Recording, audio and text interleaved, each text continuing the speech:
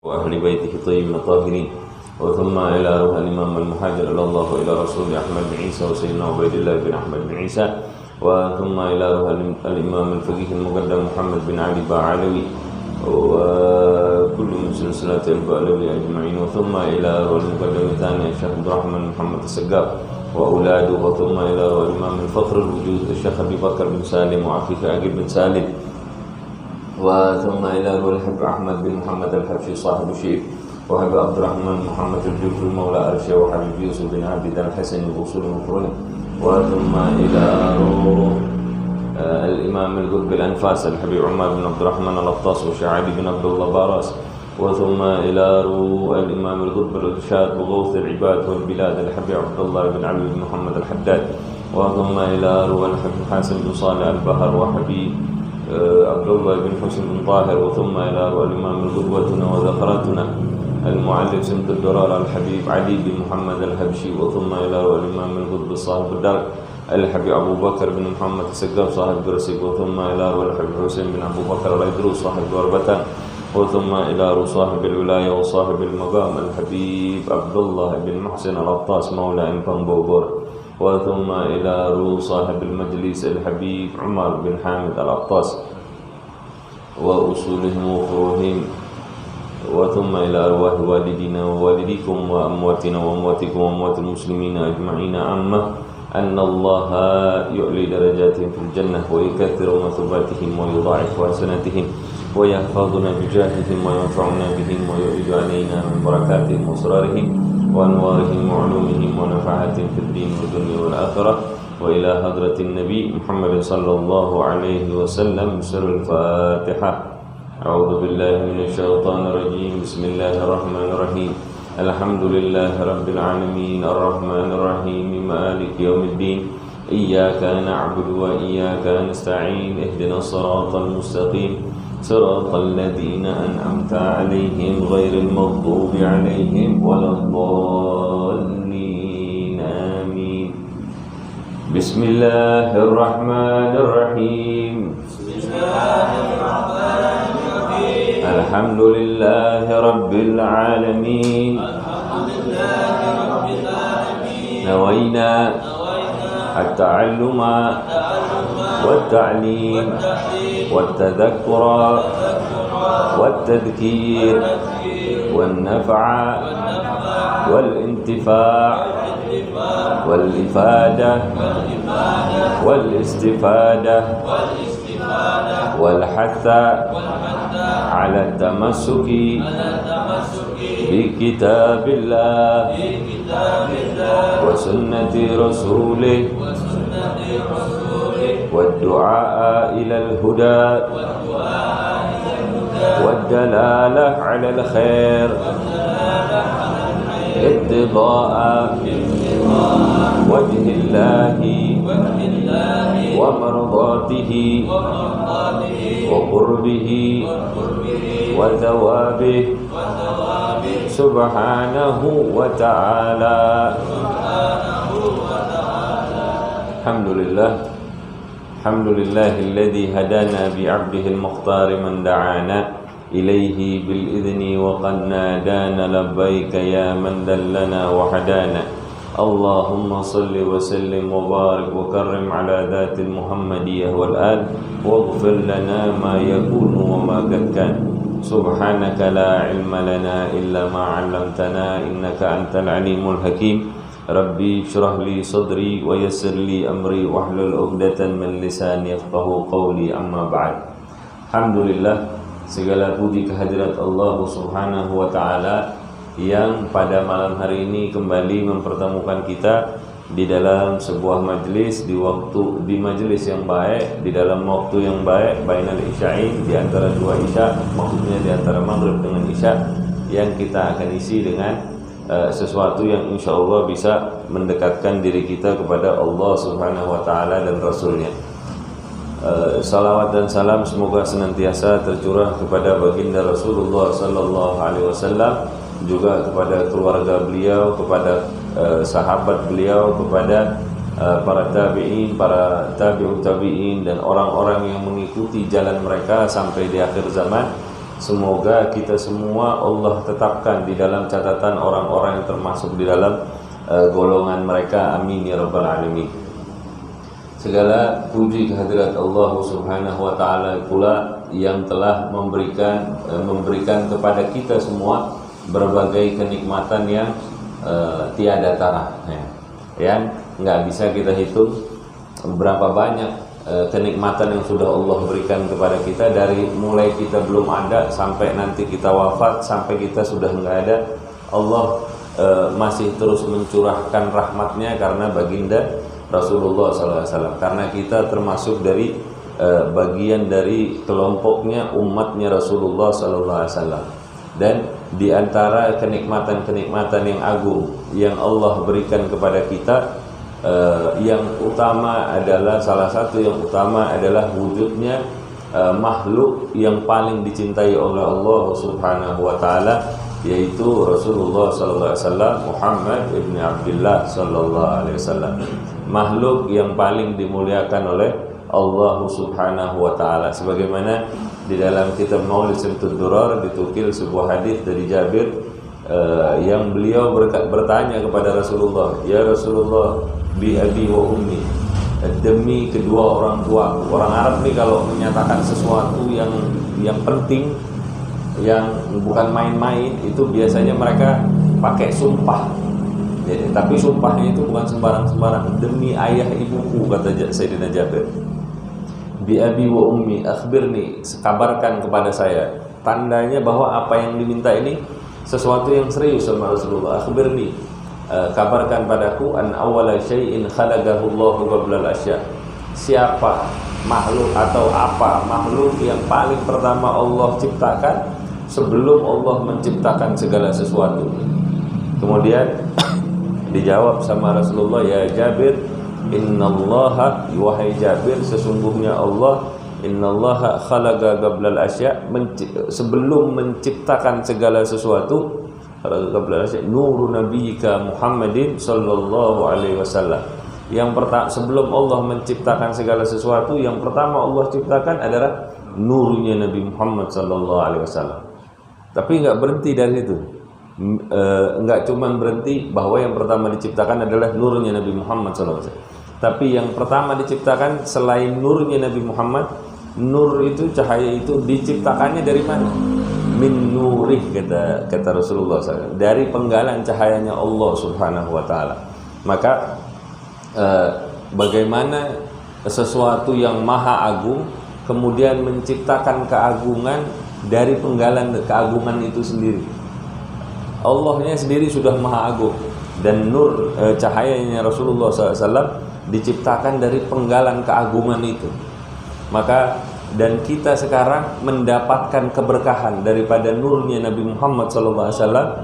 Kita menerima, kita bersyahadat, kita bersaksi bahwa enggak ada Tuhan selain Allah, dan Nabi Muhammad adalah utusan daripada penyampai risalah daripada Allah Subhanahu wa taala. Maka hal tersebut merupakan sebuah kenikmatan yang luar biasa sebetulnya, yang enggak Allah berikan kepada semua makhluknya, hanya kepada orang-orang pilihan Allah yang Allah bukakan hatinya, yang Allah berikan kesadaran bagi dia untuk bisa menerima keagungan itu. Berapa banyak orang yang pintar, yang cerdas, dengan titelnya yang luar biasa, tapi dia nggak bisa menerima keagungan tersebut.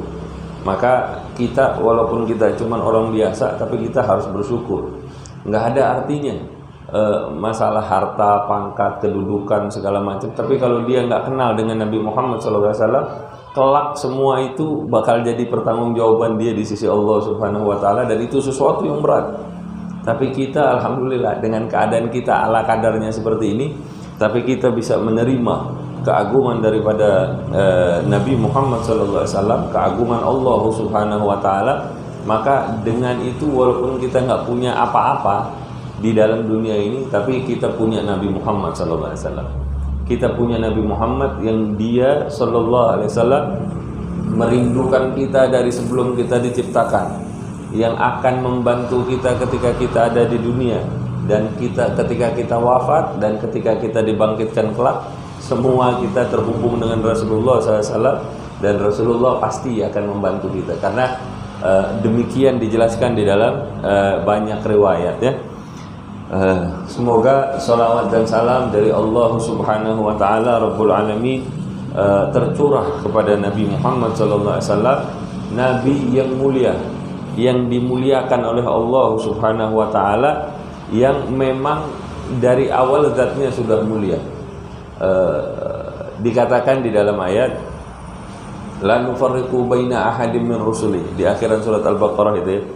Katanya di dalam ayat itu disebutkan kan, nggak boleh ngebeda-bedain antara nabi yang satu dengan nabi yang lain. Di situ bukan terus gimana kok kita memuliakan Nabi Muhammad dibandingkan dengan para nabi-nabi yang lain? Betul, kita memang membedakan Nabi Muhammad sallallahu alaihi wasallam dibandingkan dengan nabi-nabi yang lain. Apa itu bertentangan dengan ayat Al-Quran tadi? Enggak. Kenapa? Karena la nufarriqu baina ahadin min rusuli, kita enggak boleh membeda-bedakan rasul yang satu dengan rasul yang lain. Itu maknanya bukan karena mereka enggak punya keutamaan satu sama lain, tapi maknanya adalah semua yang dibawa oleh para Rasulullah Subhanahu wa taala itu sama. Semua yang diajarkan adalah Islam, adalah tauhid kepada Allah Subhanahu wa taala. Dari zaman Nabi Adam sampai zaman Nabi Muhammad, oleh para nabi dan para rasul. Yang wajib berdakwah itu kan rasul ya. Jadi mereka yang mereka dakwahkan, yang didakwahkan oleh Nabi Musa, yang didakwahkan oleh Nabi Nuh, yang didakwahkan oleh Nabi Ibrahim, oleh Nabi Musa, Nabi Dawud, Nabi Isa, Nabi Ilyas, semua nabi sampai Nabi Muhammad itu satu. Kita nggak boleh ngebeda-bedain. Itu yang nggak boleh dibeda-bedakan. Tapi masalah keutamaan satu nabi dengan yang lain ya memang berbeda, memang tetap berbeda, dan itu tidak menjatuhkan kedudukan mereka. Tetap aja mereka mulia, dan kemuliaan itu memang bertingkat-tingkat. Ya apa ya. Nabi Isa dijuluki dengan Ruhullah. Ada orang yang nggak punya bapak, nggak punya ibu, jadi siapa? Nabi Adam ada. Ada orang yang punya ibu nggak punya bapak, Nabi Isa ada. Ada. Dan mereka punya julukannya masing-masing, punya keistimewaannya masing-masing. Sayyidina Ibrahim alaihissalam dijuluki sebagai Khalilullah, kekasihnya Allah Subhanahu wa taala. Nabi Musa dijuluki dengan Kalamullah karena beliau punya keistimewaan bisa bercakap-cakap langsung dengan Allah Subhanahu wa taala. Nabi Isa dijuluki Ruhullah, ruh yang memang ditiupkan langsung dari Allah Subhanahu wa taala. Kemudian Nabi Muhammad sallallahu alaihi wasallam dijuluki dengan Habibullah, kekasih Allah Subhanahu wa taala. Loh, kok sama Nabi Ibrahim? Sama-sama kekasih Allah, beda. Kalau Khalilullah, Khalil sama Habib ini beda. Bedanya sama-sama kekasih. Cuman kalau Khalil itu orang yang berusaha untuk mencintai, kemudian dia dicintai, maka itu disebutnya sebagai Khalil. Tapi kalau Habibullah, Rasulullah SAW, itu memang dari awal zatnya sudah dicintai. Jadi dia tidak perlu berusaha pun sudah dicintai. Nah itu kelebihan daripada Nabi Muhammad SAW, yang dengan kita mengenal beliau, dengan kita meneladani beliau, dengan kita memuliakan beliau sallallahu alaihi wasallam, kita akan menjadi orang yang kalau bahasa Jawanya katut, apa itu? Ngikut, terbawa, benar, terbawa dengan kemuliaan zat yang mulia dari Rasulullah SAW. Kita akan dimuliakan dan kita akan mendapatkan rahmat dari Allah Subhanahu wa taala karena kemuliaannya Nabi. Karena kita memuliakan orang, makhluk yang dimuliakan oleh Allah, yang diciptakan dari penggalan cahaya Allah yang agung. Ya. Yang kita dengan menjadi umatnya, insyaallah kita kelak akan mendapatkan rahmat dari Allah Subhanahu wa taala. Salah satunya adalah syafaatnya Rasulullah sallallahu alaihi wasallam. Ya. Beberapa waktu yang lalu kita kedatangan mendapatkan kemuliaan dengan kedatangan salah satu dari ulama dzurriyyah daripada Rasulullah sallallahu alaihi wasallam, seorang pendidik, seorang yang alim, seorang yang memiliki pengenalan dan kedekatan kepada Allah Subhanahu wa taala dan kepada Rasulullah sallallahu alaihi wasallam. Beliau adalah Al-Habib Umar bin Muhammad bin Salim bin Hafid bin Syekh Abu Bakar bin Salim. Dan saya kira di sini juga beberapa ada juga yang berkesempatan untuk datang menghadiri haul daripada Syekh Abu Bakar bin Salim, datuk beliau, dan mendapatkan kesempatan untuk bisa mendengarkan secara langsung, hadir secara langsung untuk mendapatkan mutiara-mutiara nasihat dari beliau. Semoga dengan hal itu kita semua bisa mendapatkan keberkahan, bukan cuma kedekatan fisik, tapi kita juga memiliki kedekatan hati dan meneladani hal-hal mutiara-mutiara yang beliau sampaikan, dan kita berniat, sama-sama kita berniat supaya apa-apa yang dinasihatkan itu bisa masuk ke dalam diri kita, dan kita punya, minimal kita punya keinginan untuk mengikutinya, walaupun mungkin kita belum bisa mengikutinya 100%, tapi dikatakan niatul mu'min khairun min amalihi. Kita punya sandaran itu, niatnya seorang mukmin itu lebih baik daripada amalnya. Ya emang kita belum bisa beramal seperti itu mungkin. Kita tidak sempurna dalam melakukan amal kita untuk mendekat kepada Allah Subhanahu wa taala. Tapi minimal kita punya keinginan yang sungguh-sungguh, kaitannya dengan pelajaran yang lalu, masalah sidik, masalah kesungguhan, kejujuran kita untuk bisa mendekat kepada Allah Subhanahu wa taala, walaupun mungkin kita masih banyak terhijab, terhalang dari hal-hal kedekatan kepada Allah Subhanahu wa taala karena kehidupan kita, karena jauhnya kita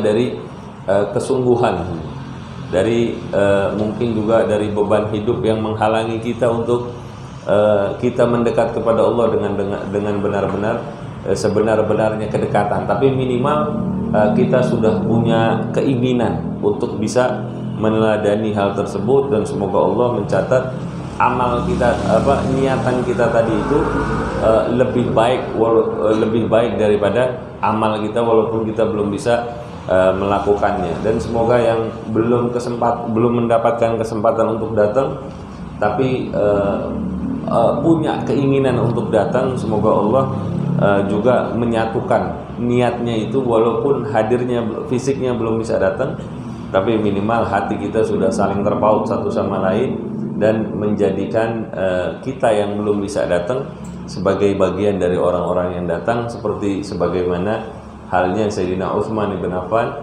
ketika perang Badar. Beliau nggak bisa hadir karena terhalang keadaan.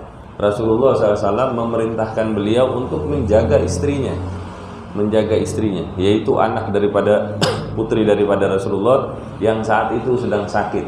Makanya Sayyidina Utsman bin Affan radhiyallahu anhu, walaupun dia tidak hadir di peperangan Badar, tapi beliau termasuk sebagai ahlul Badar. Ya kita juga minta sama Allah. Ya mungkin kita nggak bisa hadir dalam pertemuan tersebut, tapi nggak ada yang nggak mungkin bagi Allah. Semoga Allah menjadikan kita sebagai orang-orang yang terkumpul di dalam perkumpulan tersebut. Sungguh dengan kita mengenal dan mengikatkan hati kita dengan orang-orang soleh, karena cinta kita kepada orang-orang soleh, itu merupakan suatu keberuntungan yang luar biasa. Satu keberuntungan yang luar biasa yang kalau kita memahami keberuntungan tersebut, maka kita akan berlomba-lomba untuk berebut mendapatkan keberuntungan tersebut. Kenapa? Karena mencintai mereka, berdekatan hati, dan berusaha untuk meneladani kepada mereka, itu adalah bukti atau hujjah kecintaan kita kepada sosok Rasulullah SAW. Kita nggak mungkin kita bisa kenal Rasulullah kalau nggak punya jalur. Tapi jalurnya juga bukan buku, bukan video, bukan sharean di WhatsApp, bukan. Jalur kita adalah orang-orang saleh. Kita dekat sama mereka, kita timba ilmu dari mereka, maka kita punya jalur menuju kepada Rasulullah SAW. Gimana enggak? Karena yang dikatakan al-ulama warasatul anbiya, yang dibilang pewarisnya Nabi itu adalah para ulama. Kalau kita dapat warisan dari orang tua kita, maklum kan? Iya benar emang begitu ya. Tapi kalau kita dapat warisan dari kabarnya orang, bukan dari kabar orang, misalnya dari surat kabar gitu, dibilang ente dapat warisan dari buku misalnya, atau dari share-sharean WhatsApp, ilmu yang diwariskan oleh Rasulullah dapatnya dari hal-hal seperti itu. Kira-kira kita kalau dapat warisan begitu sah apa enggak warisannya? Kan enggak sah. Nah, Rasulullah SAW tidak meninggalkan dinar wala dirham, enggak meninggalkan harta. Yang Rasulullah tinggalkan adalah syariatnya, dan yang membawa syariat itu adalah ulama, warasatul anbiya. Para pewarisnya Nabi itu adalah para ulama, mereka yang berhak. Maka kita menimba ilmu, mengambil warisan itu dengan kita mengikatkan diri kita kepada para ulama. Kita jadi anaknya ulama supaya kita dapat warisannya juga, ya. Karena yang bisa nyelamatin kita di dunia, di akhirat itu bukan duit, bukan pangkat, bukan kedudukan, bukan pamor, tapi dengan kita ikut apa tadi katut terbawa. Dengan kita mengikatkan diri kita kepada para ulama, seolah-olah kita menjadi anak mereka, sehingga kita berhak mendapatkan warisan daripada apa yang ditinggalkan oleh Rasulullah SAW.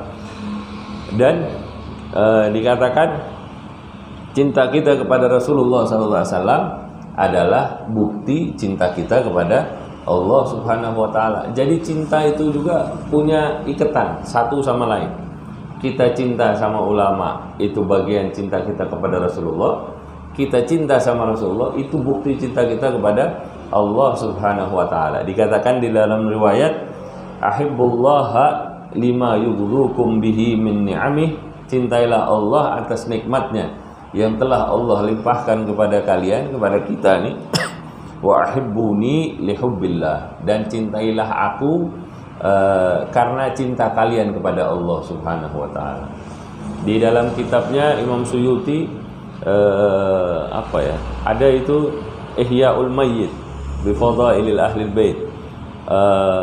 Di situ dijelaskan tentang banyak riwayat bagaimana kita di dalam salah satu riwayatnya itu ada riwayat yang menerangkan tentang bagaimana kita mencintai keluarga daripada Rasulullah SAW sebagai bukti cinta kita kepada Rasulullah.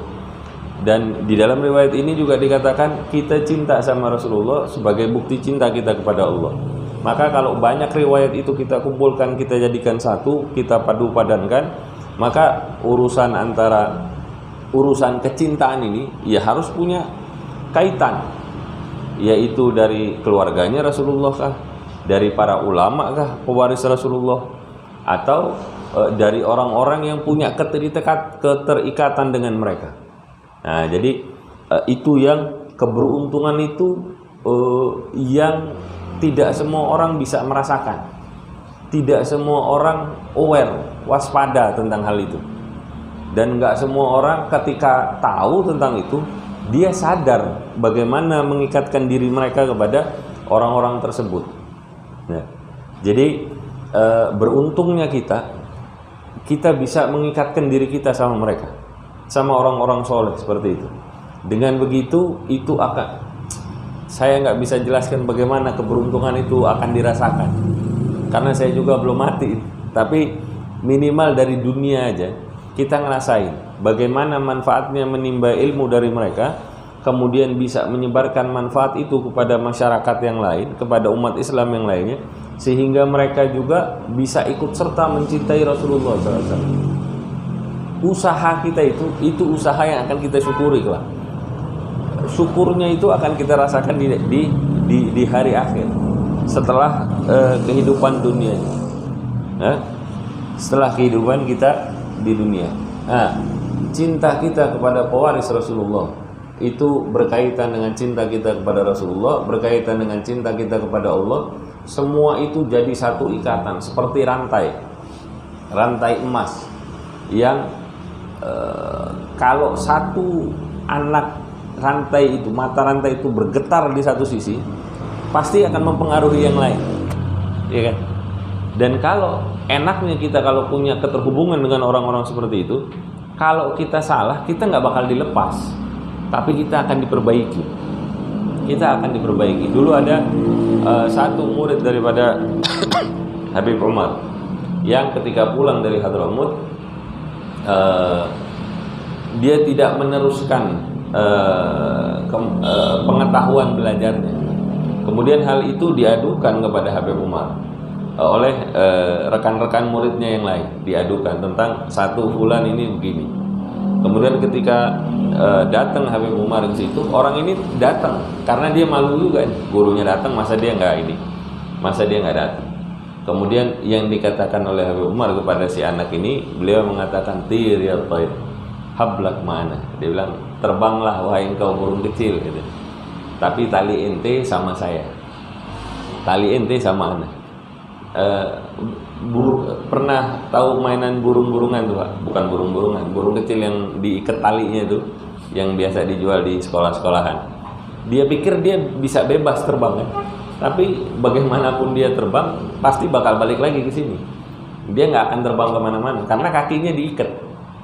Nah, hubungan kita dengan orang-orang soleh, serusak-rusaknya kita, nanti suatu saat kita akan ditarik kembali untuk kita kembali terikat dalam hubungan kecintaan kepada Allah, kepada Rasulullah SAW. Nah, itu salah satu keberuntungan. Kita mau rusak juga, pasti nanti kita suatu saat akan ditarik, kemudian diberi kesempatan oleh Allah Subhanahu wa Ta'ala untuk kita bisa bertaubat. Salah satu manfaat yang lain, ketika kita dekat dengan mereka, kita akan mendapatkan pemahaman-pemahaman terhadap ilmu-ilmu agama yang sudah mereka peroleh. Orang-orang soleh ini kan memahami sesuatu mendalam, ya.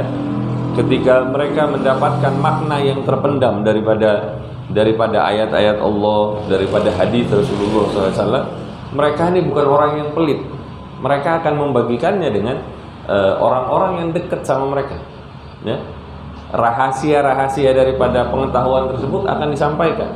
Supaya apa? Supaya mereka, supaya hubungan itu, rahasia itu, ya, sir itu bisa terus berkelanjutan sampai ke akhir zaman. Dikatakan bahwa Habib Hasan bin Shalih Al-Bahar, beliau menyampaikan makna ayat wa qalilun min ibadiyas syakura, sedikit daripada hambaku yang bersyukur. Itu kalau ditafsirkan, umumnya kan akan ditafsirkan bahwa sedikit dari hamba Allah yang bersyukur, ya, sedikit. Ya, ini kan ya, tafsirannya umum aja, bahwa sedikit hamba Allah yang bersyukur. Tapi kalau kata Habib Hasan bin Shalih Al-Bahar, bukan sedikit orang yang mensyukuri nikmat yang ada, banyak juga orang yang mensyukuri nikmat yang Allah berikan kepada dia, tapi sedikit orang yang mensyukuri nikmat yang tidak Allah berikan kepada dia. Loh, kok bisa? Iya, karena begini, ketika kita mensyukuri, ketika kita diberi nikmat oleh Allah Subhanahu wa Ta'ala, kita syukur, itu normal. Ya, memang kita minta diberi, ya kita bersyukur. Itu adalah sesuatu yang normal. Kalau ada orang yang tidak bersyukur atas apa yang Allah berikan, maka orang itu memang tidak beradab kepada Allah Subhanahu wa Ta'ala. Tapi ternyata makna yang lebih dalam dari itu, ada orang yang minta sama Allah Subhanahu wa Ta'ala, tidak dikasih sama Allah, orang ini nggak bersyukur. Orang itu nggak bersyukur. Kenapa? Karena Habib Hasan bin Shalih itu, kalau kita tidak diberikan oleh Allah, pemahaman kita ini bagaimana sih sebetulnya? Apakah Allah kemudian menjadi pelit? Apakah Allah tidak lagi dermawan? Kan enggak. Ketika Allah tidak memberikan apa yang kita minta, seharusnya seorang hamba itu, sebenar-benarnya seorang hamba, harusnya dia juga tetap bersyukur. Kenapa? Karena kata Sayyidina Ali, ketika saya minta sama Allah, kemudian itu diijabah sama Allah, maka saya bersyukur. Tapi kalau ketika dia minta sama Allah, Allah tidak memberikan kepada dia, maka dia akan lebih bersyukur, kata Sayyidina Ali. Kenapa? Karena yang dia pahami ketika dia minta sama Allah, kemudian Allah tidak memberikan kepada dia, berarti apa yang dia minta kurang baik untuk dia. Dan dia punya prasangka baik sama Allah bahwa yang Allah tentukan buat dia itu adalah sesuatu yang lebih baik dari yang dia minta. Ya. Dan hal itu juga dijelaskan oleh Al-Habib Abdullah bin Ali Al-Haddad. Beliau mengatakan bahwa ketika Allah menyebut tentang Nabi Allah Isa alaihissalam, Allah itu juga banyak menyandingkan nama ibunya. Nama ibunya yaitu Sayyidah Maryam. Kenapa kok begitu? Kenapa begitu? Karena menurut Habib Abdullah bin Ali Al-Haddad, dulu ini dijelaskan juga di dalam Al-Quran, bagaimana ibu daripada Sayyidah Maryam, yaitu Sayyidah Hannah, itu dia pernah meminta kepada Allah Subhanahu wa taala supaya diberikan seorang anak laki-laki yang akan berkhidmat di Baitul Maqdis. Kemudian Allah tentukan untuk Sayyidah Hannah itu anak di dalam perutnya itu perempuan, yaitu Sayyidah Maryam. Ketika lahir, ibunya itu pernah bilang, nih ya Allah, saya kan punya nadarnya begini, punya nadar supaya seorang anak itu bisa khidmat di Baitul Maqdis. Tapi anak perempuan ini nggak sama anak laki gitu. Tapi Allah bilang di dalam ayat itu, yang saya berikan lebih baik dari yang engkau minta. Akhirnya kan terbukti bahwa Sayyidah Maryam itu menjadi seorang perempuan suci yang berkhidmat terus di dalam Baitul Maqdis, dan dia punya kelebihan-kelebihan yang bahkan ketika Nabi Zakaria datang ke kamarnya Sayyidah Maryam, yang mana kamar itu nggak boleh ada orang yang masuk kecuali Sayyidina Zakaria. Kemudian dia dapati bahwa di ruangannya Sayyidah Maryam itu ada buah-buahan. Ini dijelaskan di dalam ayat. Ada buah-buahan yang bukan zamannya, bukan waktunya untuk ada buah-buahan itu, dan nggak ada orang lain yang bisa masuk ke ruangan itu kecuali dirinya. Ditanya, dari mana ini buah-buahan? Dia bilang, ini rezeki dari Allah Subhanahu wa taala. Nah, itu salah satu bukti bagaimana keberuntungan kita kalau dekat sama orang-orang soleh, menimba ilmu, pemahaman dari mereka. Karena yang mereka pahami itu jauh lebih dalam dibandingkan pemahaman orang secara umum. Ya mungkin orang bisa baca Al-Quran, bisa baca terjemahnya, bisa baca tafsirannya, tapi hal-hal yang tersimpan di dalamnya itu enggak semua orang bisa menguaknya. Makanya Sayyidina Muhammad Al-Baqir itu julukannya adalah Al-Baqir, Muhammad Al-Baqir, karena dia menguak rahasia-rahasia ilmu yang sebelumnya nggak keluar di zaman-zaman sebelumnya, gitu ya. Makanya Allah makanya Sayyidina Abdullah bin Ali Al-Haddad berpendapat bahwa penyebutan nama Sayyidah Maryam disandingkan dengan nama dari sang anak, yaitu Sayyidina Isa alaihissalam, itu merupakan pelajaran yang harusnya bisa kita ambil, kita kutip pelajarannya itu tentang bagaimana kita harusnya bersyukur atas sesuatu yang mungkin tidak Allah berikan kepada kita. Tapi kalau kita punya penghambaan kepada Allah dengan sifat penghambaan yang benar, maka kita tetap akan bersyukur atas sesuatu yang belum Allah berikan kepada kita. Karena ketika kita minta kepada Allah, dalam pandangan kita tidak Allah berikan, itu bukan berarti Allah pelit. Boleh jadi waktunya nggak tepat. Ketika Allah berikan itu, ini bakal jadi madarat buat ente. Atau mungkin Allah senang dengar doa kita, sehingga pahala dari apa yang kita minta dikumpulin dulu sama Allah, udah biarin aja. jangan dikasih. Saya senang dengar rintihan dia ketika berdoa kepada Allah Subhanahu wa taala. Nanti hasilnya bakal dia dapetin. Doa kita tuh nggak bakalan ada yang ditolak sama Allah. Ud'uuni fastajib lakum. Pasti Allah kabulkan. Tinggal kita punya keyakinan apa enggak. Ini pasti dikabulkan sama Allah. Kalau enggak sekarang ya entar. Makanya punya doa yang banyak, yang bagus-bagus. Jangan cuma urusan dunia terus diminta. Minta punya kedudukan di sisi Allah, minta berdekatan dengan Rasulullah.